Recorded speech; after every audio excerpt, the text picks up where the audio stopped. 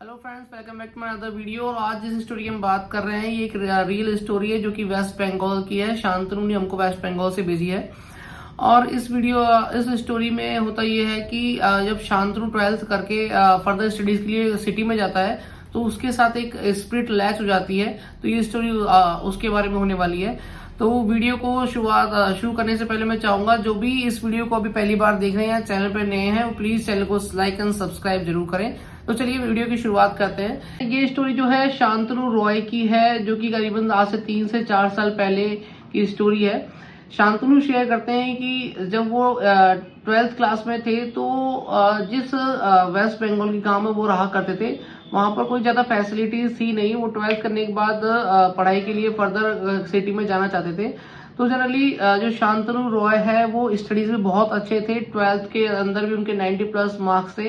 तो उनके फादर और मदर ने भी डिसाइड किया कि उनको फर्दर स्टडी के लिए सिटी में भेजा जाए।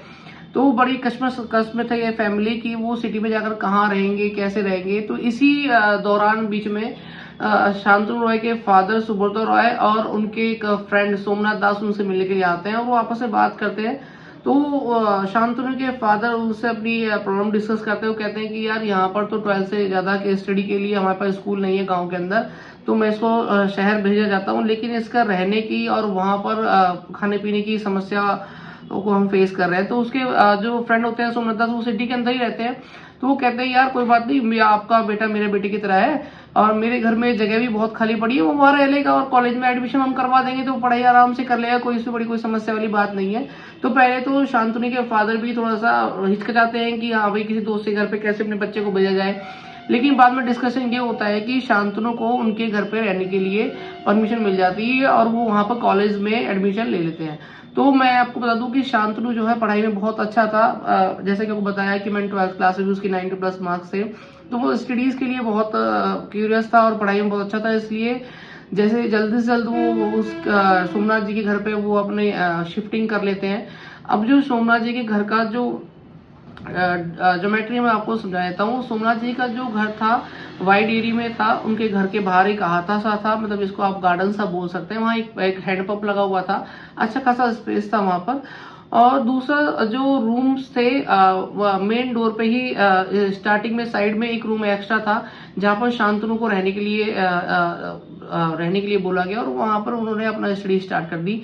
अब शांतनु वहां रहकर बहुत अच्छे से अपने कॉलेज वॉलेज की पढ़ाई कर रहा था और अपने स्टडी से पूरा ध्यान दे रहा था।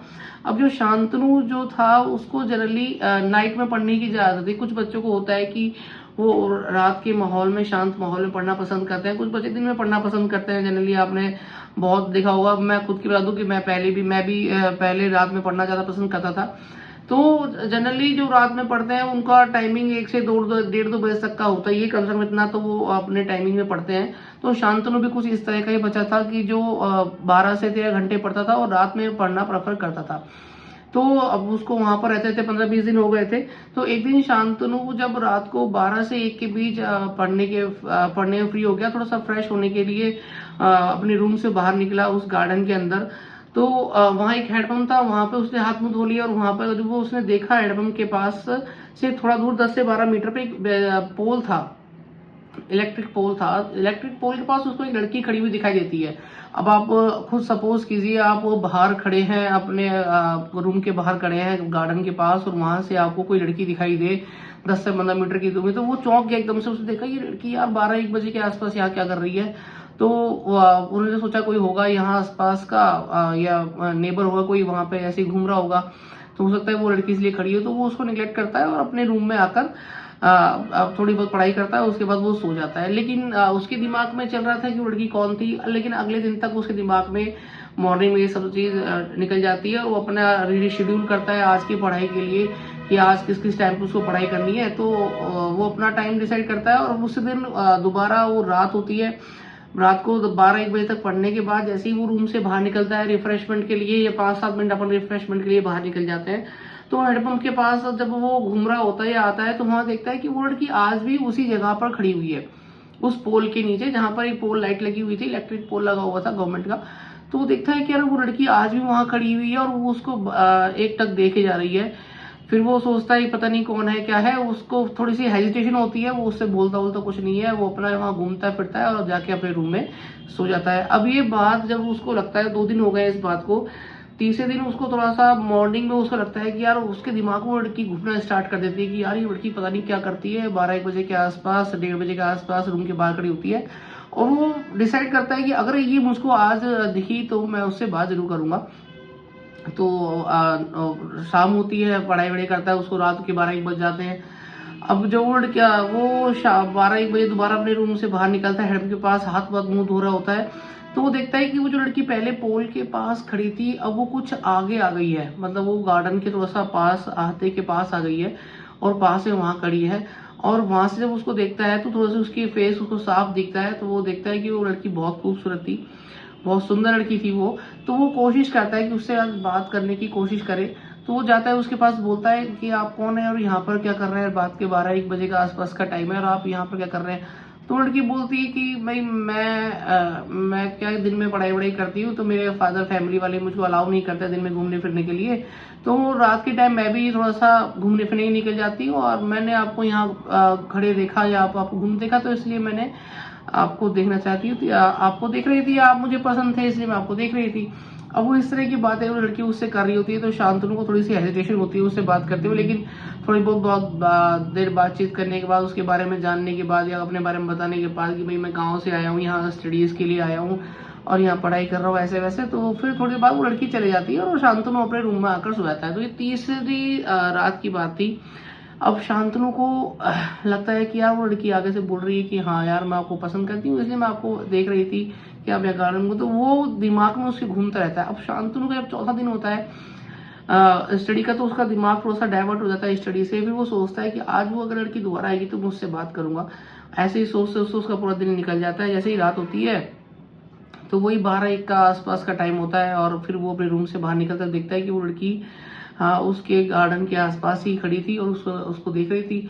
तो फिर उससे जाके बात करना स्टार्ट कर देता है। जब बात करते करते लड़की बोलती है कि यार आज थोड़ा सा मेरे को थकान हो रही है, तो हम यहाँ खड़े होकर बात करें, क्या तुम्हारे रूम में जाकर बात कर सकते हैं।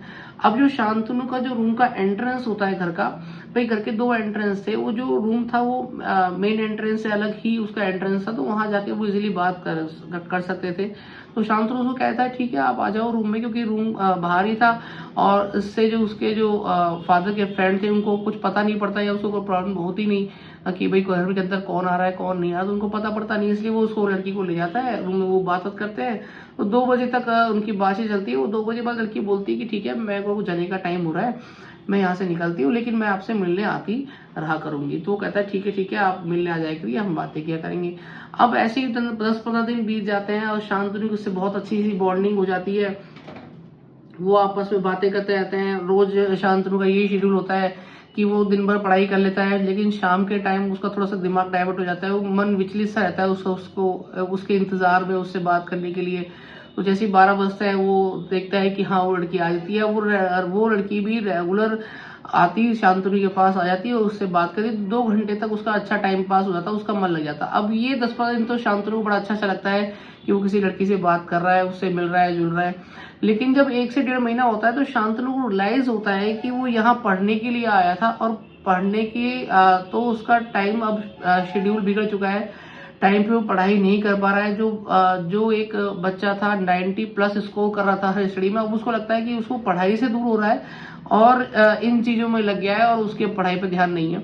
तो शांतनु डिसाइड करता है कि यार कल से मैं इनसे मिलना थोड़ा सा कम करूंगा। आदमी अवॉइड करता है, ये जो पढ़ने वाला बच्चा होता है वो सोचता है कि यार कल से मैं अवॉइड करूंगा और अब ये आएगी तो मैं इनसे नहीं मिलूंगा या मना कर दूंगा या 12 बजे से पहले ही मैं सो जाऊंगा।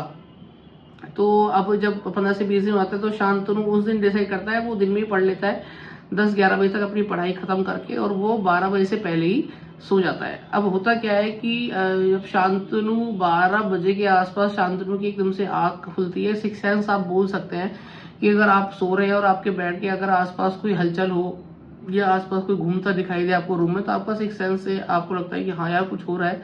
तो इस तरह का शांतनु को फील होता है और शांतनु जग जाता है। अब आप सोचिए अगर आप उस जगह पर होते तो आप कैसा फील करते कि रूम का दरवाजा बंद है और बंद दरवाजे के अंदर जब उसकी आंखें खुलती हैं तो वो वही लड़की रूम के अंदर होती है और वो रूम के अंदर टहल रही होती है और उसको देख रही होती है। शांतनु एकदम से चौंक जाता है, उससे कहता है कि यार तुम गेट तो बंद है, तुम अंदर कैसे आ गई? तो वो कहती है कि मेरे को एक जादू आता है जिससे मैं रूम के अंदर आ जा सकती हूँ, ये जादू किस दिन मैं तुमको भी सिखाऊंगी। अब शांतनु का जो माइंड था उस लड़की ने इतना डाइवर्ट कर दिया था, उस स्पिरिट ने इतना डाइवर्ट कर दिया था कि उसकी सोचने समझने की शक्ति भी थोड़ी उस वक्त कमजोर हो गई थी। वो ये नहीं सोच पा रहा था कि बंद दरवाजे में कोई कैसे आ जा सकता है। अब शांतनु उससे थोड़ी देर बातचीत करता है, वो अवॉइड करने की कोशिश भी करता है, लेकिन अब वो आ गई है तो बात तो करनी पड़ती, तो उससे बात कर लेता है, वो चली जाती है। उसके बाद वो जनरली उसको अवॉइड करने की कोशिश करता है, लेकिन ये सिलसिला कुछ दिन और चलता है। अब शांतनु इस चीज से थोड़ा सा परेशान हो जाता है, फेडअप हो जाता है और उससे पीछे छुड़ाने की कोशिश करता है। तो वो एक दिन उसकी जो आंटी है, जो उसके फादर की फ्रेंड की वाइफ थी, सोमनाथ दास जी की वाइफ थी, वो मुझसे कहती है बेटा तुम दिन पे दिन थोड़ा सा कमजोर होते जा रहे हो, पढ़ाई पे भी तुम्हारा ध्यान नहीं है, मैं देखती हूँ कि तुम थोड़ा सा डिस्टर्ब से रहते हो, पढ़ाई नहीं कर रहे हो प्रॉपर, वैसे तो तुम बहुत अच्छा थे, पढ़ाई में ध्यान लगाते थे।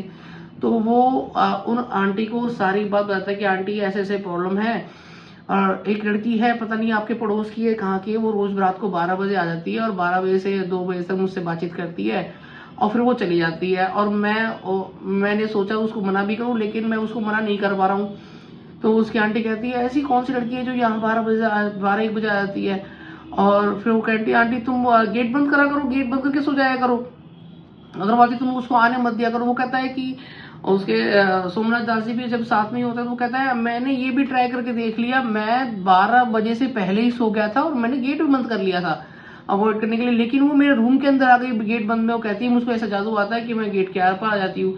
तो जो शांतनु की अंकल आंटी थे उनको ये तो समझ में आ जाता है कुछ मैटर है, ये हमको पागल बना रहा है लड़का। तो वो कहते हैं, सोमनाथ दास जी कहते हैं कि ठीक है, अगर वो आज आती है ना तो आज मैं देखता हूँ और क्या होता है कैसे होता है, अगर कुछ होगा तो मैं बात करूंगा उस लड़की से। तो ऐसा डिसाइड करके वो सोमनाथ दास जी कहते हैं कि आज मैं उसको छुप के देखता हूँ। तो अब रात का टाइम हो जाता है, 12 1 बज जाते हैं। सोमनाथ दास जी का मैं क्या था, दो एंट्रेंस थे, उसके बगल में एक रूम था उनका फैमिली वालों का और एक शांतनु का रूम था। तो अब सोमनाथ दास जी जो अंदर का एक गेट का एंट्रेंस था, उस रूम में जनरली 2 रूम गेट थे, एक बाहर मेन गेट और एक घर के अंदर से एक गेट और था। तो उस गेट में से एक थोड़ा सा झिरी होती है, उसमें से उसको देख रहे होते हैं शांतनु को। तो 12 बजे के आसपास वो लड़की बंद कमरे के अंदर आ जाती है। अब सोमनाथ दास जी देख रहे होते हैं, उस छेद में से बकायदा पूरा वॉच कर रहे होते हैं। जैसे ही 12 बजते हैं तो उनको ऐसा लगता है कि यार रूम तो भी खाली था, ये लड़की कहाँ से आ गई अंदर।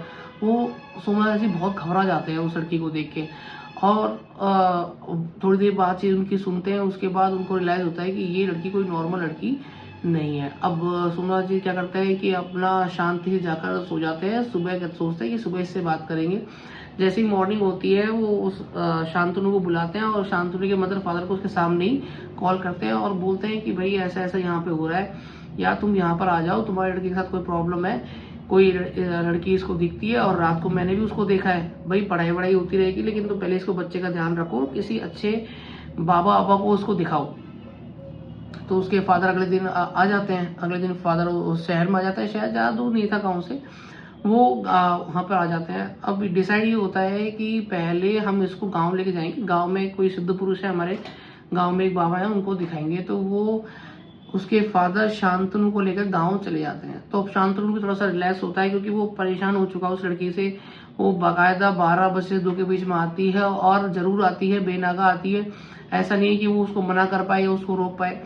तो शांतनु सोचता है 2-4 दिन शांति की नींद मिलेगी, मैं घर रहूंगा। वो लड़की को गांव का एड्रेस तो पता नहीं है, वो गांव आ कैसे जाएगी, आ भी नहीं पाएगी। तो ये सोच के शांतनु मदर फादर के साथ गांव चले जाता है। अब गांव जाता है तो उसको थोड़ा रिलैक्स फील होता है, घर पे वो रुकता है, खाना पीना खाता है, रात को वो सो जाता है। और जैसे ही रात को 12 बजते हैं, शांतनु अपने घर पे गांव में सो रहा होता है। 12 बजे के आसपास वो कुछ रूम में हलचल दिखाई देती है। जैसे ही 12 बजे के आसपास दोबारा उसकी आंख खुलती है तो वो देखता है कि वो लड़की गांव में उस घर में पहुंच गई है। आप सपोज कीजिए कि गांव सिटी भी काफी दूर थी। अब वो लड़की गांव में 12-1 बजे के आसपास कैसे, शांतनु चौक गया, तुम यहाँ कैसे आ गई, तुमको यहाँ का एड्रेस किसने दिया? तो वो लड़की थोड़ा सा गुस्से में बोलती है कि तुम वहां से यहाँ पर क्यों आ गए, गाँव में क्यों आ गए हो? तुम क्या मुझसे दूर होना चाहते हो, तुमने मुझको बताया नहीं कि मैं यहाँ गाँव जा रहा हूँ। तो शांतनु थोड़ा सा घबरा जाता है और उसको समझाने के फेवर में बोलता है कि नहीं नहीं ऐसा कुछ नहीं है, मैं तुमसे दूर नहीं होना चाहता था, लेकिन क्या है मेरी थोड़ी सी तबीयत सी खराब थी या में वीकनेस आ गई थी, पढ़ाई प्रॉपर नहीं हो रही थी, मेरे घर वालों को लगा थोड़ा सा गाँव जाएगा तो उसका माइंड फ्रेश हो जाएगा, थोड़े दिन में अगर उसकी थोड़ी सी वीकनेस कम होगी तो उसको वापस पढ़ने के लिए आ जाएगा, तो मैं अपने मदर फादर के साथ आ गया था। तो वो लड़की उससे कन्विंस हो जाती है, क्योंकि वो स्पिरिट थी, वो मॉर्निंग में जो बातें होती थी या जो भी शांतनु जिससे भी बात करता था उस बातों का उसको कुछ पता नहीं पड़ता था, वो सिर्फ रात को ही आ सकती थी और रात को ही उससे बात कर सकती थी। तो ऐसा करके वो स्पिरिट उससे बात करती है, फिर वो चली जाती है। अब अगले दिन शांतनु सुबह उठता है और मदर फादर को बड़े उससे बताता है कि भाई ऐसा है कि वो तो रात को भी यहाँ पे गांव में भी आ गई थी और रात को मेरे साथ रुकी है, वो मुझसे बात कर रही है, अब मैं क्या करूँ, मैं उसको कैसे भगाऊँ यहाँ से। तो शांतनु की मदर फादर बहुत चिंता करने लगते हैं, उनकी मदर उन्हें ले जाती है कि यार ये क्या हो गया, अब ये ऐसा कैसे हो रहा है। और ये बात जो भी गाँव छोटे गाँव होते हैं उन्हें बहुत जल्दी फैल जाती है ये बातें। तो ये जो स्पिरिट वाली बात थी गांव में भी कुछ लोगों को पता पड़ गई थी, तो वो भी कह रहे थे भाई पता नहीं कौन सी एंटिटी है या कौन सी आत्मा है या क्या चीज़ है जो इसके साथ आ गई है और रात को इससे मिलने आ जाती है। तो वहाँ से ही लोग गांव में आपस में बात करते हैं, तो एक पंडित जी को बताते हैं, वो बताते हैं शांतनु के फादर को कि एक पंडित जी हैं, आप उनको वहाँ दिखा लो, अगर कुछ हो सकता है तो वो उसको ठीक कर देंगे। तो अब शांतनु के फादर और मदर और गांव के कुछ मुखिया उसके साथ उन पंडित जी के पास जाते हैं, उनको बोलते हैं कि भाई ऐसा ऐसा इसको प्रॉब्लम आ रही है, पहले शहर में था और ये कल रात को यहाँ रुका है, तो इसको यहाँ पर भी प्रॉब्लम आ गई थी। तो वो पंडित जी पहले उससे शांतनु को देखते हैं, उसको बातें करते हैं, फिर उसको हाथ पकड़ते हैं, उसका हाथ पकड़ के बोलते हैं कि बेटा तुम्हारे साथ जो एंटिटी है वो एक एक्चुअल में आत्मा है और वो तुम्हारे साथ उस शहर से लगी हुई है, वो तुमसे लैच हो गई है, वो तुम्हारे साथ ही रहना पसंद करती है और इसलिए अब वो तुमको जल्दी से नहीं छोड़ेगी। उससे छुटकारा पाना बहुत ही कठिन काम है, ये कोई इजी काम नहीं है।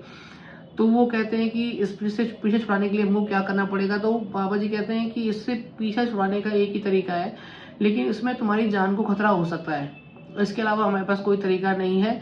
चाहे आप किसी भी बड़े साधु से या सन्यासी से अगर पूछेंगे, आपको कोई मिलता है तो वो भी यही तरीका बताएगा, एक ही तरीका है, लेकिन उसमें तुम्हारी जान को खतरा हो सकता है। अगर तुम ये जोखिम उठाने के लिए तैयार हो तो मैं उसके लिए आगे बढ़ सकता हूँ, लेकिन अगर एक बार वो मैंने प्रक्रिया चालू कर दी तो आप पीछे नहीं हट सकते हो, क्योंकि अगर एक बार वो प्रक्रिया चालू हो गई या तो आप उसको कंप्लीट करोगे और या तुम्हारी जान जा सकती है। अब ये सुनकर उसके मदर फादर या उसके साथ आए हुए जो गांव के लोग होते हैं वो बहुत घबरा जाते हैं कि भाई इसमें तो बच्चे की जान को खतरा है, अगर ऐसा है वैसा है तो कैसे होगा। उसकी मदर फादर मना कर देते हैं कि भाई हमको ऐसा कोई इलाज नहीं करवाना जिसमें मेरे बच्चे की जान को खतरा हो।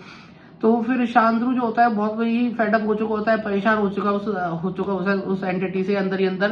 पहले तो उसे बहुत अच्छा लग रहा था कि कोई लड़की आ रही है, उससे पसंद कर रही है और लड़की बहुत सुंदर से उससे बात कर रहा है, लेकिन अब वो समझ चुका था कि वो एक नॉर्मल लड़की नहीं है, वो कोई स्पिरिट है, ये कन्फर्म उसको हो चुका था।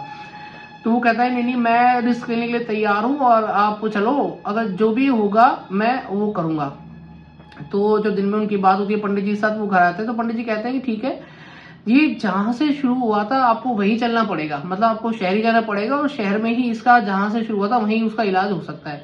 तो वो भी तैयार हो जाते हैं, उनकी फैमिली तैयार हो जाती है जब बेटा वही कह रहा है कि भाई हाँ ठीक है मैं इलाज कराने के लिए तैयार हूँ। तो ये ऐसी बातें करके वो घर आ जाते हैं। अब जैसे ही रात होती है तो उनका फैमिली का डिसाइड हो चुका होता है कि हम कल सिटी जाएंगे और वहां पर बाबा जी को लेके जाएंगे, जो भी इलाज होगा वहां से हम करवाएंगे। अब उस रात को क्या होता है कि वो 12-1 बजे के आसपास ये सोचकर सोता है, शांतनु अपने मदर फादर के साथ जाकर सो जाता है। वो ये सोचता है कि आज मैं अपने मदर फादर के साथ सो जाता हूँ, अगर मदर फादर के पास सोऊंगा तो वो आ नहीं पाएगी क्योंकि वहां मदर फादर रहेंगे, उनके पीछे बात हो नहीं सकती। तो वो ऐसा सोच के मदर फादर के पास 12 बजे से पहले सो जाता है। अब वैसे ही 12 बजते हैं तो 12 बजे के आसपास का टाइम होता है। शांतनु को नींद तो ठीक से आ नहीं रही होती क्योंकि उसको दिमाग में तो वही चल रहा होता है कि यार पता नहीं वो कब आ जाए और शायद आज 12 बजे आज ना आए, तो वो यही देख रहा होता है। लेकिन जैसे ही 12 बजते हैं शांतनु की जहाँ लेटा होता है मदर फादर के पास, तो वो वहीं पर बेड पर आकर बैठ जाती है और शांतनु भौचक्का सा रहता है कि ये रूम में कैसे आ गई, और आ गई तो मदर फादर पर आ जग जाए। है ना। तो वो उससे बोलता है कि तुम यहाँ क्यों आई हो, यहाँ पर मत नहीं आना चाहिए था, आज मदर फादर के पास सो रहा था, कल को हमको शहर में जाना है, कल मैं तुमसे शहर में मिलूंगा, लेकिन आज तुम यहाँ क्यों आई हो। तो वो स्पिरिट कहती है कि तुम आज इनके साथ क्यों सो रहे हो, तुम्हारा तो रूम अलग है। वो कहता है नहीं नहीं, आज मैं थोड़ा सा मदर फादर के पास सोना चाह रहा था, क्योंकि कल तो फिर मैं शहर में चले ही जाऊंगा। तो वो कहती है कि नहीं नहीं, तुम सच सच बताओ, तुम चाहते क्या हो, मुझे लग रहा है तुम मुझसे दूर होना चाहते हो, और अब तुम समझ गए हो कि मैं कौन हूँ, लेकिन मैं तुम्हें बहुत प्यार करती हूँ, मैं तुमसे अलग होना नहीं चाहती, ना तुम्हें कोई नुकसान पहुंचाना चाहती हूँ, तुम्हें वैसे किसी तरह की प्रॉब्लम नहीं होने वाली है। वो कहता है शांतनु नहीं, ऐसी कोई बात नहीं है, मैं तो बस आज वैसे ही सो गया था, क्योंकि मेरा मन भी नहीं लग रहा था, मैं बहुत दिनों में तो गाँव में आया हूँ, 1.5-2 महीने के बाद तो गाँव आया हूँ, मेरा मन भी नहीं था, तो फिर मैंने सोचा आज पापा मदर फादर के साथ सो जाता हूँ, कल मेरे को शहर जाना ही है। तो वो कहती है लड़की हाँ बात तो ठीक है, ये यहाँ पर दूरी भी बहुत है, मेरे को भी आने में बहुत परेशानी होती है, अच्छा है तुम कल वहीं आ जाना सिटी में, और उसी घर में हम मिला करेंगे, वहीं बात करेंगे। तो शांतनु उसको समझता है ठीक है हम कल से वहीं मिलेंगे, हम सुबह मैं वहाँ पहुंच जाऊंगा सिटी में। तो ऐसा कहकर उनके करीबन 2 बजे का टाइम हो जाता है, वो लड़की वापस चले जाती है। अब शांतनु समझ जाता है कि इस स्पिरिट से पीछा छुड़ाना या दूर होना कोई इजी टास्क नहीं होने वाला है, बहुत ही प्रॉब्लम होने वाली है। और आप उस जगह पे होते तो आप समझ सकते हैं कि उसकी जो मेंटल वो था, वो कितना प्रॉब्लम में था, मेंटली कितना डिस्टर्ब हो चुका था। अब वो सो जाता है और सुबह मदर फादर को बोलता है कि वो रात को आई थी। तो मदर फादर बोलते हैं नहीं, हम तो रूम में, हम तेरे पास सोए थे, तो हमको आवाज क्यों नहीं आई। तो वो कहता है उसने कुछ ऐसा कर दिया था कि जो आपको भी आवाज नहीं आई, 2 घंटे बात कर रही है मुझसे, सारी बात बताई है उसने, मैंने उसको बोल दिया कि हाँ मैं कल शहर जाऊंगा। तो उसके मदर फादर कहते हैं बेटा इसका इलाज आप करेंगे कुछ ना कुछ, और आज हम शहर चलते हैं। तो अब वो मदर फादर गांव के 1-2 मुखिया और वो बाबा जी जो थे, सिद्ध पुरुष थे, उनके साथ सिटी में पहुंच जाते हैं, और सिटी में पहुंचकर पंडित जी उसको इलाज बता देते हैं। पंडित जी समझते हैं कि तुमको कुछ इस तरह से ऐसे ऐसे उसको बोलना है, और इस तरह से उसकी तैयारी करनी है, अगर तुम उससे ऐसे करोगे तो वो ही तुमको कोई तरीका बताएगी उससे अलग होने का। तो ये सब बातें हो जाती है दिन में। शाम को जो वो लड़का होता है शांतनु, उसके रूम को कुछ सजा दिया जाता है, थोड़ा सा फूल वूल से सजा दिया जाता है, कुछ मतलब वेडिंग का सा माहौल कर दिया जाता है रूम का, खूब सुंदर सुंदर से फ्लावर लगा दिए जाते हैं, बेड पे फ्लावर्स बिछा दिए जाते हैं। और जैसे ही 12 बजने वाले होते हैं, उससे कुछ टाइम पहले ही वो पंडित जी या उसके मदर फादर सब वहां से उस घर से चले जाते हैं। अब जो करना था शांतनु को कर रहा था, शांतनु का दिल तो बैठा जा रहा था कि उसने जो स्टेप ले रहा है वो उसकी जान पे भी बना सकती है, लेकिन अब उसके अलावा उसको लगता था कोई चारा ही नहीं है, अब कुछ बचा ही नहीं है, ये स्टेप तो मुझको लेना ही पड़ेगा, और मरता क्या ना करता की कहावत यही सिद्ध होती है। अब वो करता है 12 बजे के आसपास वो वेट कर रहा होता है, और शांति से अपने बेड पे मुस्कुरा रहा होता है, बैठा होता है, जैसे उसको पंडित जी ने समझाया था वही उसको वो बोलने वाला होता है। अब वो जब वो आती है, वो लड़का शांतनु उसको बोलता है कि यार तुम दोबारा कैसे आ गई। वो लड़की कहती है नहीं नहीं मैं दोबारा का आई हूँ, मैं तो अभी आई हूँ। वो लड़का कहता है नहीं तुम मुझसे पहले ही मिलने आई थी, ये देखो हमने मिलकर बेड सजाया है, और हमने देखो कितनी सजावट की थी, तुमने मुझसे कई घंटे बात करी है, तुम दोबारा कैसे आ गई। अब वो शांतनु कहता है कि वो कहती है नहीं नहीं मैं आई नहीं, मैं तो आई 12 बजे हूँ। तो वो लड़की समझ जाती है कि हो सकता है कोई और स्पिरिट हो जो उसका रूप लेके इससे मिलने आई हो, और शांतनु उसको कन्विंस कर लेता है कि नहीं तुम पहले आई थी, हमने ये सब किया है, हमने देखो कितना अच्छा रूम सजाया है, और तुमसे 2 घंटे मैंने बात की है। अब वो स्पिरिट सोचती है कि यार हो सकता है कोई आ गई हो और ये ऐसे से बोल रहा है। तो वो लड़की कहती है कि ऐसा है कि अगर कोई तुमसे मेरा रूप लेकर मिलने आया है तो मैं उसको दूर करने का तरीका तुमको बता सकती हूँ, तुम मेरे साथ चलना। अगर वो तरीका तुम अपनाओगे तो कोई भी मेरे अलावा तुमसे मिलने या मेरा रूप धर के तुम्हारे पास नहीं आ पाएगी। अब शांतनु सोचता है कि हाँ तो करनी पड़ेगी, अब क्या तरीका है वो बता देगी। तो कहता है शांतनु ठीक है मुझको नहीं पता, लेकिन मेरे पास तो तुम आई थी, तो मैं तो सोचा कि तुम आई हो, अब तुम आ रही हो, तुम कह रही हो मैं नहीं आई, तो ठीक है, तो तुम कहोगी वो मैं करने के लिए तैयार हूँ। तो वो कहती है कि ठीक है तुमको मेरे साथ चलना होगा, यहाँ से कुछ दूरी पर जाकर 5-6 किलोमीटर दूर जाकर एक पेड़ है, नारियल का पेड़ है बड़ा सा, उसके पीछे एक पौधा है, वो पौधा आपको उठाकर लाना है और यहाँ पर रख देना है। उसके बाद कोई भी और मेरे अलावा यहाँ पर नहीं आ पाएगा। वो इस तरह शांतनु को बोलती है। वो अब शांतनु थोड़ा सा घबरा तो जाता है कि यार घर से 5-7 किलोमीटर दूर जंगल में जाना पड़ेगा। तो वो कहती नहीं मैं तुम्हारे साथ चलूंगी, तुमको रास्ता दिखाऊंगी, और आते वक्त तुमको अकेले आना पड़ेगा वहां से, क्योंकि मैं साथ नहीं आ पाऊंगी। शांतनु कहता चलो ठीक है मैं तुम्हारे साथ चलने के लिए तैयार हूँ, लेकिन अगर तुम ही वो पेड़ ठाकर लिया हो वहां से तो क्या प्रॉब्लम है। वो लड़की कहती है अगर ये ही मैं कर पाई तो मैं तुमको परेशान नहीं करती, मैं खुद ही ले आती, लेकिन उस पेड़ के आसपास मैं नहीं जा सकती हूँ, इसलिए मैं तुमको बोल रही हूँ कि तुम वहां चलो और उस पेड़ को वहां से उठाकर ले आओ। तो शांतनु तैयार हो जाता है और धीरे धीरे 5-6 किलोमीटर चलने के बाद, करीबन सवा घंटा चलने के बाद वो दोनों वहां पहुंच जाते हैं। पहुंचने के बाद वो लड़की थोड़ा दूर खड़ी रहती है और वो जो पेड़ होता है नारियल का, वो बहुत बड़ा पेड़ होता है जंगल के अंदर। शांतनु ने इससे बड़ा पेड़ पहले कभी देखा नहीं था, वो नारियल का बहुत बड़ा पेड़ था। और वो कहती है इसके पीछे वो पेड़ रखा हुआ है, तुम उसको उठा लो। जैसे ही शांतनु उस पेड़ को उखाड़ लेता है, जड़ से उखाड़ लेता है, उठा लेता है, तो उसको दिखना बंद हो जाती है उस जंगल के घने अंधेरे में। अब शांतनु थोड़ा सा घबरा जाता है कि वो सोचता है कि अब मेरे हो सकता है मेरी जान को यहाँ खतरा हो। अब शांतनु कहता है कि तुम कहाँ हो, तुम कहाँ हो, मुझको दिखाई नहीं दे रही हो। तो वो लड़की करीबन 40-50 मीटर दूर, बहुत दूर एक हल्की सी चांद की रोशनी में उसको दिखाई देती है। वो वहीं से उसको हाथ लगा कहती है कि अब मैं तुम्हारे पास नहीं आ सकती हूँ, तुम जिस रास्ते से हम आए थे उस रास्ते में मैं आगे के चलूंगी, तुम देखते रहना और वहां जाके तुम इसको पेड़ को अपने रूम में रख लेना। तो वो कहता है ठीक है तुम चलो, मैं तुम्हारे पेड़ पे चलता हूँ। अब 1-सवा घंटा उनको आने में लग गया था, 1-सवा घंटा करीबन उसको जाने में लग जाता है। 2 बज जाते हैं उनको, अप्रोक्स 2 बज जाते हैं। तो वो लड़की कहती है कल मैं दोबारा आऊंगी, लेकिन इस पेड़ को तुम अब अपने पास रख के सोना, ठीक है। और तुमको 12 बजे तक इसको इसी रूम में रखना है, इस पेड़ को। 12 बजने के बाद तुम इस पेड़ को उठाकर बाहर आहते में रख देना या गार्डन में कहीं रख देना, मैं तुमसे मिलने आ जाया करूंगी। अब वो ये कहकर वो 2 बजे के आसपास वो लड़की चली जाती है। शांतनु उसको सर में हाँ में सर हिला देता है। वो कहता है ठीक है मैं ऐसे ही करूंगा और आगे से मैं ध्यान रखूंगा, इस टाइम पे ही पेड़ को उठाया करूंगा, हो सकता है कोई और मिलने ना आ जाए। अब ये बातें होती हैं, वो लड़की वहां से चली जाती है। अब अगले दिन जैसे सुबह होती है तो शांतनु अपने मदर फादर वहां आ जाते हैं और वो पंडित जी आते हैं, उनको सारी बातें बताता है कि सब ऐसे ऐसे उसने ऐसे बोला है, ये पेड़ है दिया है और उसने समझाया। तो अब वो पंडित जी को समझ में आती है सारी कहानी। वो पंडित जी उस पेड़ की शाखाओं से एक ताबीज बना देते हैं, 1 से 2 ताबीज उसको बना देते हैं। वो बना के उसको कहते हैं कि इसको अपने हाथ में बांध लो। तो ठीक से उसको उसके हाथ में बंधा देते हैं और उसको बोलते हैं कि जब तक ये ताबीज तुम्हारे हाथों में बंधा रहेगा वो तुम्हारे पास नहीं आ पाएगी और तुम अब थोड़ा सा निष्फिक्र रहना। लेकिन ये बात याद रखना, अगर ये ताबीज उतर गया गलती से तो वो तुम्हें मार भी सकती है और अपने साथ ले जा भी सकती है, ठीक है। तो शांतनु कहता है ठीक है मैं इसका ध्यान रखूंगा। अब जैसे ही रात को 12 बजते हैं तो वो लड़की वापस से आती है और शांतनु देखता है कि वो अब लड़की वो हाथे में ही खड़ी है, गार्डन के बाहर उसी पोल के आसपास खड़ी है और वो एंटर नहीं कर रही है, रूम के अंदर नहीं आ रही है। अब शांतनु उसको देखता है, वो लड़की वहां से बोलती है कि मैं तुमको बोला था इस पेड़ को हटा देना, तुमने इस पेड़ को अपने हाथ से क्यों बांध रखा है, मैं तुमको बोला था ना कि मेरे आने से पहले इस पेड़ को दूर रख देना। तो शांतनु उसको कोई जवाब नहीं देता है, चुप रहता है। तो लड़की समझ जाती है कि ये इसने मेरे को है ना बेवकूफ बनाया था कल, और मैंने इसको जो रेमेडी बताई थी वो रेमेडी का यूज ये खुद कर रहा है मुझसे दूर रहने के लिए। तो लड़की कहती है कि ये सब तुमने इसलिए किया है कि मैं तुमसे दूर रह सकूं, तुम समझते नहीं मैं तुमको कितना प्यार करती हूँ और तुमसे अलग नहीं रह सकती हूँ। वो लड़का शांतनु उसको कुछ जवाब नहीं देता है। तो वो थोड़ा सा गुस्सा आती है कि तुम ये सब अच्छा नहीं कर रहे हो, मैं तुमको प्यार करती हूँ, मैंने तुमको बचाने के लिए सब किया था, तुम मेरे साथ ऐसा कर रहे हो। वो उसको कन्विंस करने की काफी कोशिश करती है क्योंकि वो उसको जेन्युइनली पसंद करने लग जाती है वो लड़की स्पिरिट। लेकिन शांतनु को जब कोई जवाब नहीं मिलता है तो वो 1-1.5 घंटे बाद वहां से चली जाती है। फिर अगले दिन वापस वो अगले दिन जैसी ही रात होती है वो लड़की फिर वापस वहीं आ जाती है। शांतनु से पढ़ाई कर रहा होता है।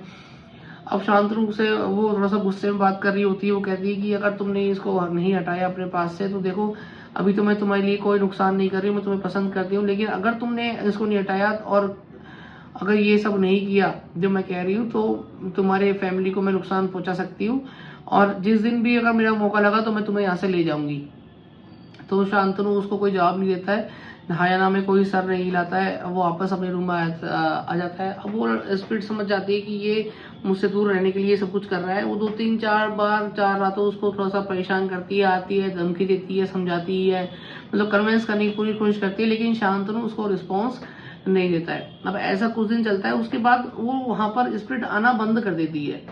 शांतनु समझ जाता है कि अब मेरा कुछ टेम्परेरी उससे छुटकारा तो हो गया है। फिर वो पंडित जी से मिलता है, उनको सारी बातें बताता है। तो पंडित जी कहते हैं कि ये सिर्फ टेम्परेरी सोल्यूशन है, जब तक वो पेड़ तुम्हारे पास है या तुम्हारे हाथ में बंधा हुआ है, एज ए ताबीज बंधा हुआ है, ताबीज तो बंधा हुआ है, जब तक तुम सेफ हो। अगर ये ताबीज तुमसे अलग हुआ, ये पेड़ तुमसे अलग हुआ और अगर वो स्पिरिट आ गई तो वो तुम्हें अपने साथ ले जाएगी, ये कंफर्म है, ये कंफर्म है। तो तुम्हारी जान बचाना को, जान को सेव रखना तुम्हारे ही हाथों में है और तुमको ये ध्यान रखना है कि ताबीज तुमसे कभी अलग ना हो।